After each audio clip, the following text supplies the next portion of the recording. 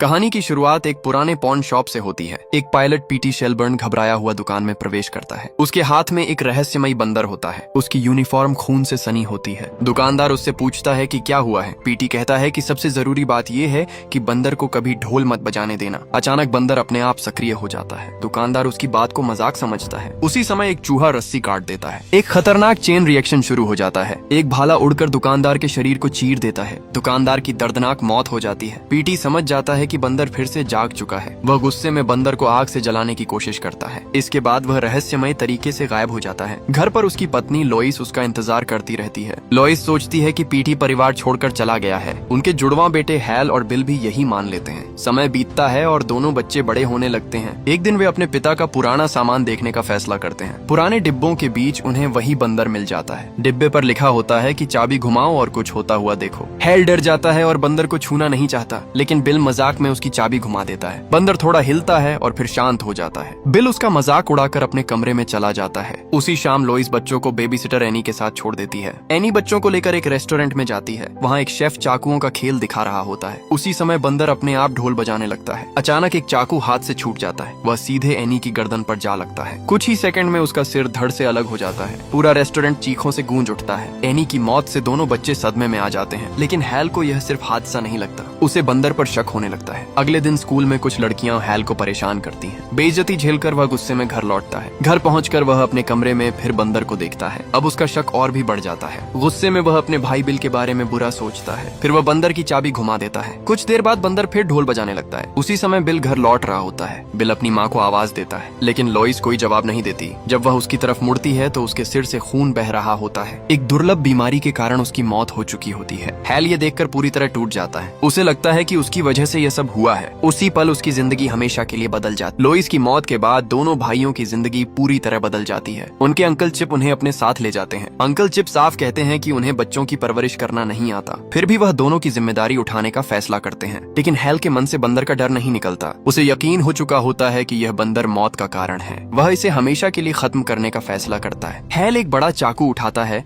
और बंदर पर हमला कर देता है। पहले ही वार में बंदर का एक हाथ अलग हो जाता है, लेकिन सबसे डरावनी बात यह होती है कि उसके अंदर से खून जैसा तरल निकलता है। यह देखकर हैल की रूह कांप जाती है। फिर भी वह रुकता नहीं है। वह बंदर के कई टुकड़े कर देता है। इसके बाद सारे टुकड़े कूड़े में फेंक देता है। कुछ समय बाद दोनों भाई अपने अंकल के साथ कैस्को नाम के शहर में रहने लगते हैं। बिल अभी भी अपनी माँ की मौत से उबर नहीं पाया होता। वह हमेशा अंतिम संस्कार वाला कोट पहनकर घूमता है। एक रात उसे घर के बाहर अजीब रोशनी दिखाई देती है। वह खिड़की से बाहर झांकता है। उसे ऐसा लगता है जैसे अंधेरे में कोई उसे घूर रहा हो, लेकिन जब वह पीछे मुड़ता है तो उसके होश उड़ जाते हैं। वही बंदर फिर घर के बीचों बीच रखा होता है। हैल समझ जाता है कि इस चीज से छुटकारा पाना आसान नहीं है। वह बिल को सारी सच्चाई बताता है, लेकिन बिल उसकी बातों को बढ़ा चढ़ाकर कही गई कहानी समझता है। सच जानने के लिए वह खुद बंदर की चाबी घुमा देता है। कुछ सेकंड बाद बंदर फिर ढोल बजाना शुरू कर देता है। दोनों भाई डर जाते हैं, लेकिन उस समय कुछ नहीं होता। दर्जनों घोड़े अंकल चिप को बुरी तरह कुचल देते हैं। उनकी मौके पर ही मौत हो जाती है। अब बिल भी मान जाता है कि बंदर सचमुच शापित है। दोनों भाई मिलकर फैसला करते हैं कि इसे दुनिया से दूर करना होगा। उन्हें पता है कि इसे तोड़ा नहीं जा सकता, इसलिए वे इसे एक गहरे कुएं में फेंक देते हैं। बंदर अंधेरे में गायब हो जाता है। इसके बाद कई साल तक सब कुछ सामान्य रहता है। समय तेजी से बीतता है। करीब 25 साल गुजर जाते हैं। दोनों भाई अलग अलग जिंदगी जीने लगते हैं। हैल एक अकेला इंसान बन चुका होता है। उसे डर रहता है कि जो भी उसके करीब आएगा उसकी मौत हो जाएगी। इसी वजह से वह लोगों से दूरी बनाकर रखता है। दूसरी तरफ उनकी आंटी आइडा अब अकेली रहती हैं। एक सुबह उन्हें घर में अजीब संगीत सुनाई देता है। उन्हें लगता है कि कोई घर के अंदर घुस आया है। वह नीचे जाकर देखने लगती है। अचानक सीढ़ियां टूट जाती हैं। आंटी आइडा नीचे गिर पड़ती हैं। उनका चेहरा लोहे के नुकीले हुकों से टकरा जाता है। वह किसी तरह खुद को बचाने की कोशिश करती हैं, लेकिन तभी रसोई का चूल्हा अचानक भड़क उठता है। आग सीधे उनके चेहरे पर लग जाती है। घबराकर वह बाहर भागती है, लेकिन कुछ ही सेकंड बाद उनकी भी दर्दनाक मौत हो जाती है। उसी पल यह साफ हो जाता है कि शापित बंदर वापस आ चुका है और अब मौत का खेल एक बार फिर शुरू होने वाला है। करीब 25 साल बाद हैल की जिंदगी पूरी तरह बदल चुकी होती है। वह अकेले रहना पसंद करता है। उसे डर रहता है कि उसके करीब आने वाला हर इंसान मर जाएगा। इसी वजह से उसने अपने भाई बिल से भी दूरी बना ली होती है। हैल का एक बेटा होता है जिसका नाम पीटी होता है, लेकिन वह साल में सिर्फ एक बार उससे मिलता है। पीटी अपनी माँ के साथ रहता है। उसकी माँ अब एक नए आदमी टेड हैमरमैन से शादी कर चुकी होती है। टेड एक मशहूर मोटिवेशनल स्पीकर और पेरेंटिंग गुरु होता है। एक दिन पीटी की माँ हैल को बताती है कि टेड पीटी को कानूनी तौर पर गोद लेना चाहता है। इसके बाद हैल और पीटी की मुलाकातें हमेशा के लिए खत्म हो जाएंगी। ये सुनकर हैल परेशान हो जाता है। वह अपने बेटे के साथ थोड़ा और समय बिताना चाहता है। उसी दौरान आंटी आइडा की मौत की खबर आती है। हैल को उनकी संपत्ति संभालने के लिए पुराने शहर वापस जाना पड़ता है। उधर आंटी आइडा के घर में यार्ड सेल लगाई जाती है। घर का पुराना सामान बेचा जा रहा होता है। उसी सामान के बीच शापित बंदर भी मौजूद होता है। एक आदमी जिसका नाम रिकी होता है वो बंदर खरीद लेता है। उसे नहीं पता होता कि यह कोई साधारण खिलौना नहीं है। दूसरी तरफ हैल अपने बेटे पीटी को लेकर होटल में ठहरता है। पीटी अपने स्कूल प्रोजेक्ट के लिए परिवार के बारे में सवाल पूछता है, लेकिन हैल अपने अतीत के बारे में बात नहीं करना चाहता। वह यहाँ तक झूठ बोल देता है कि उसका कोई भाई नहीं है। उसी रात हैल को एक डरावना सपना आता है। वह सपने में फिर उसी शापित बंदर को देखता है। घबराकर उसकी नींद खुल जाती है। वह कमरे में पंखा चालू कर देता है। कुछ देर बाद उसके फोन पर एक अनजान कॉल आती है। कॉल करने वाला और कोई नहीं बल्कि उसका भाई बिल होता है। बिल उसे आंटी आइडा की मौत के बारे में बताता है। वो कहता है कि बंदर वापस आ चुका है। पहले तो हैल उसकी बात पर यकीन नहीं करता, लेकिन तभी होटल में एक और भयानक हादसा हो जाता है। स्विमिंग पूल के पास खड़ी एक महिला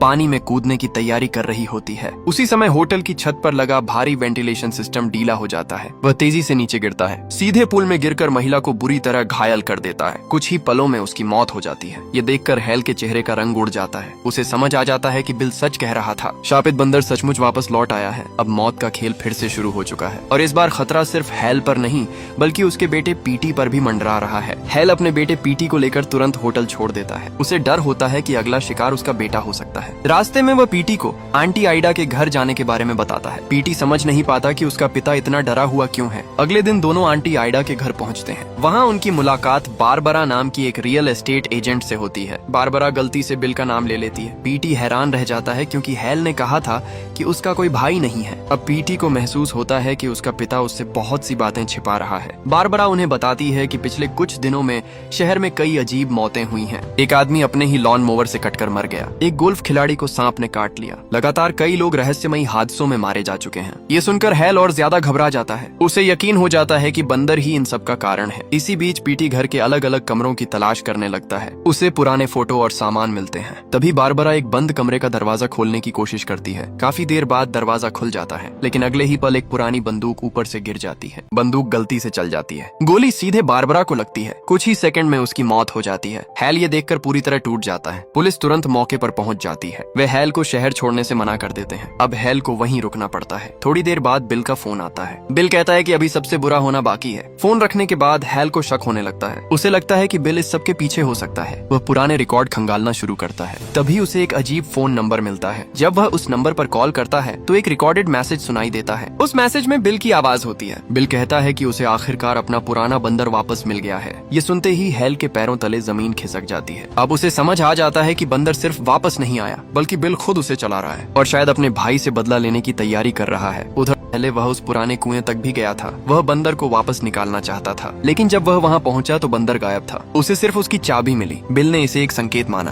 उसे लगा कि बंदर एक दिन जरूर लौटेगा। उस दिन के बाद से वह वर्षों तक इंतजार करता रहा। फिर एक दिन उसे अखबार में यार्ड सेल का विज्ञापन दिखाई दिया। उसी विज्ञापन में उसे बंदर की तस्वीर दिख गई। बिल ने तुरंत रिकी नाम के आदमी को उसे खरीदने के लिए भेजा। इस तरह शापित बंदर एक बार फिर उसके हाथ लग गया। बंदर मिलने के बाद बिल ने पहली बार चाबी घुमाई, लेकिन उसकी इच्छा पूरी नहीं हुई। मरने वाला कोई और निकला। उसी रात रिकी अचानक हैल के कमरे में पहुंच जाता है। उसके हाथ में बंदूक होती है। वह कहता है कि वह बंदर को वापस लेना चाहता है। उसे उस खिलौने से लगाव हो गया है, लेकिन बिल ने उसे भगा दिया था। अब वह हैल और पीटी को अपने साथ ले जाने का फैसला करता है। बंदूक के डर से दोनों उसके साथ जाने पर मजबूर हो जाते हैं। रास्ते कुछ देर बाद वे बिल के घर पहुंच जाते हैं। बिल ने पूरे घर को जालों से भर रखा होता है। हर तरफ खतरनाक ट्रैप लगे होते हैं। पीटी एक छोटे दरवाजे से घर के अंदर घुस जाता है। अंदर जाते ही एक कुल्हाड़ी उसके सिर के ऊपर से निकल जाती है, लेकिन वह बाल बाल बच जाता है। आगे बढ़ते हुए वह कई और जालों से बच निकलता है। आखिरकार उसे बिल और बंदर मिल जाते हैं। बिल बंदर के सामने बैठा हुआ पुरानी कविताएं पढ़ रहा होता है। उसकी मानसिक हालत अब पूरी तरह बिगड़ चुकी होती है। वह पीटी को देखकर मुस्कुराता है, फिर कहता है कि बस एक बार चाबी घुमा दो। पीटी जिज्ञासावश बंदर को उठाता है। उसे अपने पिता की चेतावनी याद आती है, लेकिन उसे यह सब अंधविश्वास लगता है। धीरे धीरे वह बंदर की चाबी घुमा देता है। अगले ही पल बंदर की आंखें चमक उठती हैं। उसके चेहरे पर वही डरावनी मुस्कान लौट आती है और फिर वह अपना हथौड़ा उठाकर ढोल बजाने की तैयारी करने लगता है। उधर बाहर खड़ा हैल यह सब देखकर डर से कांप उठता है, क्योंकि उसे पता है कि अब एक और भयानक मौत होने वाली है। पीटी धीरे धीरे बंदर की चाबी घुमाता है। उसे बिल्कुल अंदाजा नहीं होता कि वह फिर से मौत को जगा रहा है। जैसी समय कार के ऊपर लटका विशाल मधुमक्खियों का छत्ता हिलने लगता है। रिकी अपने सिर पर खुजली महसूस करता है। वह सिर खुजलाता है